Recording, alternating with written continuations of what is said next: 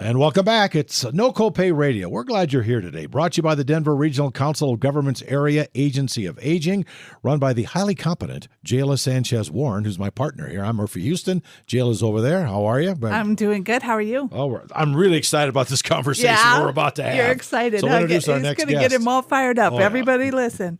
We have David Silverstein. He's the founder of Broken Healthcare, which is fighting to change the healthcare system initially through enforced price transparency. This is going to be something that perks a lot of people's ears because this is a big topic. Well, and I hear it in our shop all the time. People calling our information and assistance line saying they got a really big bill, they can't pay it, and they don't know what to do about it. Well, David, welcome. We're glad you're here. Great to be here. Talk about brokenhealthcare.org, how it started, and you got us fired up in 2 minutes, for goodness sakes, with your conversation. Right. Well, so I'll give you the quick story. It goes back about 6 years ago. My daughter was playing basketball, sophomore in high school, and she took a charge. She's 5'2", 100 and nothing pounds, and she wound up in the ER with a concussion, minor concussion. The bill comes a month or two later, and it's $12,154.70. And I'm looking at this thing and saying, oh, my God, that's insane. But, hey, there was really good news with it. My actual bill was only $980 because that's the price my insurance company had negotiated. Sure. So $980, perfectly reasonable. But I'm looking at this bill and I'm saying, I did some quick math and I said, that's a 92% discount. And what kind of an insane world does anybody get a 92% discount to the charges? So instead of paying the bill, my daughter's known for 10 years. She wanted to go to law school. And I thought, hey, maybe we'll learn something here. So we decided we're going to question the bill. And the first letter we wrote said, hey, there must be some mistake. Right. Because this says my insurance company gets a 92% discount. And of course, they wrote back to me and said, no, sir, of course, that's the right price. And I said, well, in that case, I need to see your price list because you're telling me if I didn't have insurance, my price would be $12,000. And they wrote back and said, no. In that case, you would get our uninsured discount. Of course, they didn't tell me what that was. We had to go back and forth again. Sure. The uninsured discount was 30% plus a 15% discount for prompt payment. They didn't tell me what prompt payment meant. So that means about half off the bill. So if I was uninsured, I pay $6,000. If I'm insured, I'm going to pay $980. That got me really spun up. Not so much about me. It wasn't a problem for me, but I'm thinking to myself, this is pre-Obamacare going into effect. Thinking this is a problem for a lot of people out there. So that got me very curious about the system. And in the years that followed, we started challenging more and more bills, and the answers we would get from hospitals about their price lists were just crazy. Their proprietary information, healthcare price information is not usually helpful to patients in making healthcare decisions. And so I went from being curious to starting to get angry at the system. And then over the years, I said, you know what? We need to find a way to fight back. And Broken Healthcare was created to help people fight back and really dispute their bills when hospitals and other providers are not transparent in their pricing. Right. What an unbelievable thing. How's that going? I mean, you must have a list of people you're helping. Well, so it started out with friends and family. We had to learn how can we dispute bills and really protect people's credit in the process and win those disputes. So as we learned how to do that, last year we created a nonprofit, brokenhealthcare.org, a 501c3, really dedicated to helping people all over the country. We call it the denial of payment system. Reject your bills. Tell hospitals and other providers you're not paying your bill if they're not transparent. Thus far, 100% success. Not a single bill that we've disputed has been paid, not a penny, no negotiation. And what that did is that started to earn us a voice.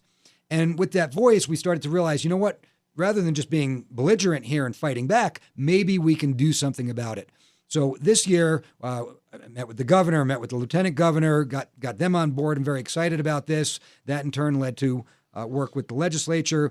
We now have some legislative sponsorship. I think there is a bill that will be going to the legislature here in the next month. But in parallel with that, in the next day or two, we are launching a ballot initiative because, quite honestly, this is such a tough issue with the healthcare lobbies that I'm not confident the legislature will get it done. So we're backstopping that with a ballot measure to require real price transparency. And that's basically what the ballot measure is about. That is what the ballot measure. Requiring these people to be transparent. Requiring total transparency on the part of medical healthcare providers and the insurance carriers. So it is a truly transparent system.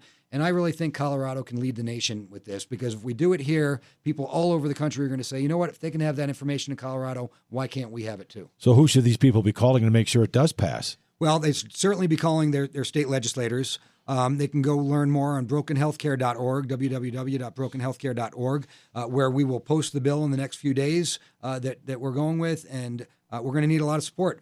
We're going to have to gather 150,000 signatures to get this on the ballot. If it gets on the ballot, I mean, look, the governor basically said to me, this gets on the ballot, it passes. How are you ever going to convince people that this is a bad idea? We have to get it on the ballot. I think that's so important because, like I said, we hear this all the time from the people we help.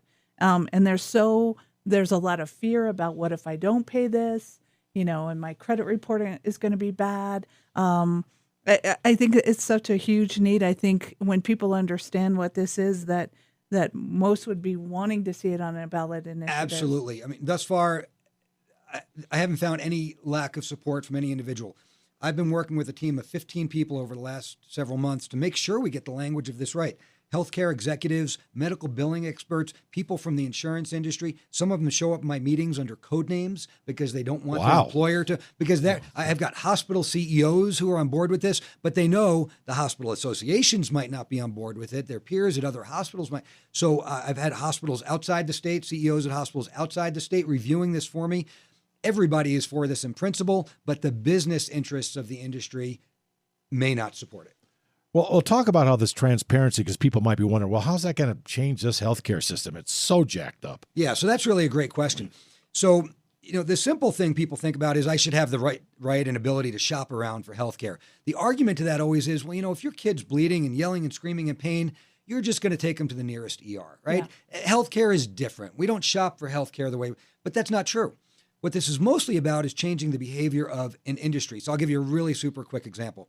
Suppose you're going grocery shopping on the weekend. You can go to Walmart, you can go to King Super, you can go to Whole Foods, and if you want to shop around the prices, you can. You can leave King Super and you can go compare. You can get online and you can compare. But you know what? Most of the time you don't.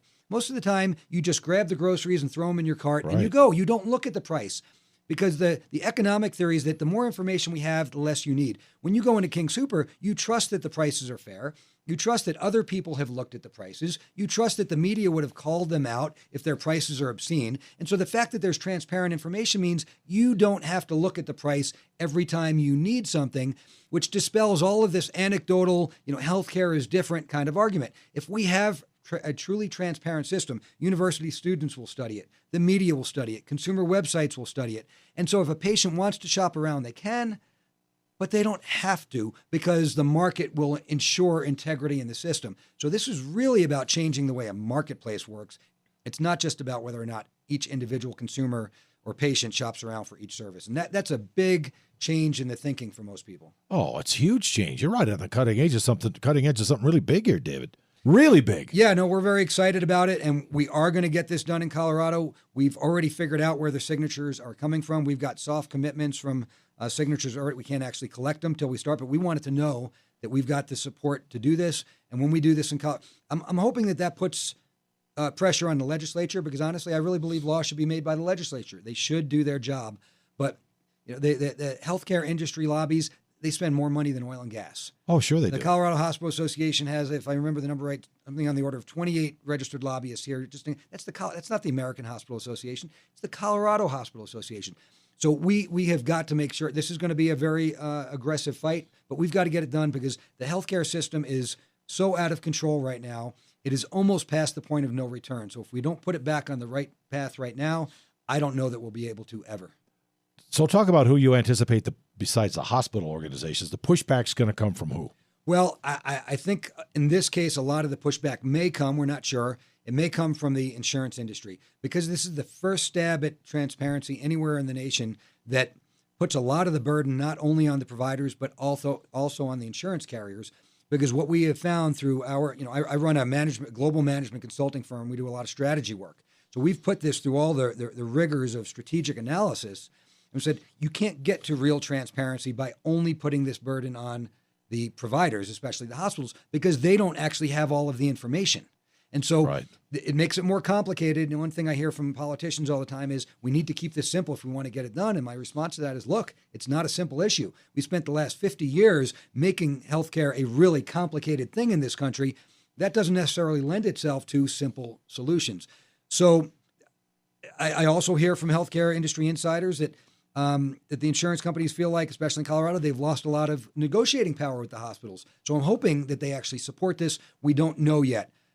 We're doing this right. I've heard from many that they know this is inevitable. So far, we're not seeing the resistance from the conversation. We had some hospital executives tell us the other day that they're actually on board with this. So we're not sure, but we're expecting the insurance industry lobbies. We're expecting the health insurance lobbies the hospital lobbies to oppose this. But so far, we're hearing more support than we expected. How about pharmaceutical? I mean, that's a big one. Yeah, so we do call out pharmaceutical companies in this. Anywhere their pharmaceuticals are sold retail, both the retailer is going to have to publish their prices, their list prices, and the insurance carriers are going to have to tell their patients what prices they've negotiated. So we've decided that there's been little baby steps taken here and there, and everybody says, well, let's see how it's going to work. It doesn't work. If we don't have a truly transparent system, then we don't have price transparency. So that's why this may have to go through the ballot process, because if the legislature tries to water this down in the interest of compromise, let's do it. It doesn't work. The compromises don't work. Either we go all in or we don't do it at all. Yeah, I think there's no in-between rate or way of doing this. So if we are transparent, then hopefully it will force all the providers to be more competitive, right? Because they won't want to be way out of line. And the insurance companies will have to say, these are the prices that we negotiated. Well, it's interesting. So you right? see that this should force them to be more competitive. What they're going to argue is that this kills their ability to compete, right? Because insurance carriers negotiate with the providers. They have this secret negotiation, and they're going to say, if everybody knows our prices and what we've negotiated, then we're not going to be able to compete and drive the prices down. You know what? It's just a different system. Walmart and Target can be across the street from each other. We know their prices, and they both companies print money, and they're very, very competitive. Right. So the idea that that secret negotiation, that is one form of competition. Transparent pricing is a different form of competition, and that's because we are consumers. This is a business to consumer kind of environment. We are entitled to a transparent system, and it's so important, especially for people on limited incomes, to really understand this and know this. Because it's getting harder and harder. Look, people go to emergency rooms all the time with a strep throat. And nobody tells them that, to be seen in here is going to cost you $1,500, to be seen at urgent care is $100. Because if they knew, they would go down the street. And there's a lot of nonsense that goes on. So the hospitals cite EMTALA, the Emergency Medical Treatment and Active Labor Act, to say we can't turn patients away. The law does not say anywhere that you cannot inform a patient that if you are already stable, which you are if you have a strep throat, EMTALA doesn't even apply to you. They use these laws to their benefit. They say they don't want us to use emergency rooms too much. Well, that's not really true because they make a lot of money. Yeah, sure they do. It's like the utility company telling you to use less power. They do that because by law they have to. They don't want to. They make money by selling you electricity. Hospitals make money selling you access to the emergency room. So we do need this kind of transparency so that people make better decisions. All right, it's David Silverstein, brokenhealthcare.org. How can people get involved? Do you need help? Money? What do we need? Yeah, so we will be raising money. Right now, I've had a lot of people wanting to give money, and I've told them, we're not going to take your money till we know exactly what we're going to do with it. We now know because the ballot measure is being launched as we speak. So we are going to need to raise money. We're going to need volunteers to help us collect those signatures. We're looking for church groups, civic organizations, companies to invite us in because this is a nonpartisan issue. Absolutely. I understand people don't want to get involved in politics in the workplace, politics at church, and that type of thing. This is not even a bipartisan issue. This is a nonpartisan issue. So we're going to be looking for all kinds of help. So if you want to get involved, you want to learn more, you want to volunteer, you want to make an introduction to your organization, you want to give money, please go to brokenhealthcare.org. I'm going right now to get signatures. This is great. Congratulations, David. Yeah, I appreciate it. I appreciate the support, and I appreciate the forum. Well, we got to get the word out. This is how we got to do get it. the word out. Exactly. We've kept it pretty quiet until now because we didn't want to tip off the industry. But as soon as we hit send and drop this as a ballot initiative, it's going to be public information. And so we're going to go from about 20 miles an hour to 105 miles an hour in the next several days. Hang on. Yeah, this will be great. Hey, thanks for coming in. All right. And you got to come back and update what's going on. Yeah, we want to know about this because this is so important. Oh, there's going to be a lot of people that are going to be wanting to help you out. Well, why wouldn't they? Like you said, it's nonpartisan. It makes sense. People don't get health care because they can't afford it. This could actually help them get more health care, right? Absolutely. That's the point. David, thanks for coming in. All right, appreciate it. We got to go, JL. We got all jacked up in here. We'll see you next week. It's No Copay Radio, brought to you by Denver Regional Council of Governments Area Agency of Aging, 303-480-6700, drcog.networkofcare.org. Check out our website, too, NoCopayRadio.com. If you want to hear David's conversation again, it'll be right there. And have a great week. Well, that was fantastic. We're all in. Yeah. And you were right.